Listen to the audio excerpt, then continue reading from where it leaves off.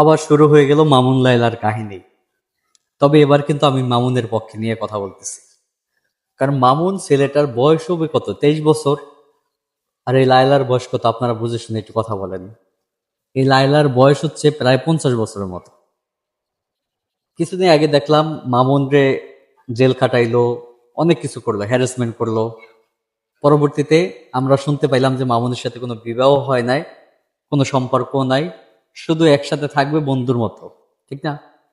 এখন এই মামুনের বয়স 23 বছর, তার এখনো বিয়ের বয়সও পরিপূর্ণতা হয় নাই। কথার কথা, অবশ্য বিয়ের বয়স হয়েছে, তবে কথার কথা বিয়ের বয়স পরিপূর্ণ হয় নাই। কিন্তু এই মামুন কি অন্য মেয়েদের সাথে মিলতে পারবে না? তার কি বান্ধবী থাকতে পারে না? কিন্তু এই লায়লা সেটা মানতেছে না। তার কেন বান্ধবী থাকবে? সে কেন অন্য মেয়েদের সাথে ঘুরবে? সত্যি এই মেয়েটা আসলে, এই লায়লা মেয়েটা মামুনের জীবনটা শেষ করে দিছে। একটা ছেলের স্বাধীনতা বলতে কোনো কিছু নাই। দুঃখজনক। মানে এই মেয়েটা একটা ছেলের জীবনটা কিভাবে শেষ করে দিচ্ছে দেখেন আপনারা। মানে অফুরন্ত কষ্ট দিতেছে, এত কষ্ট। আসলে তাদের নিয়ে আমি ভিডিও কখনোই বানাই না বা করিও না, কিন্তু আজকে দেখি একটা ছেলে হিসাবে ভিডিও না করে পারলাম না। সত্যি দুঃখজনক।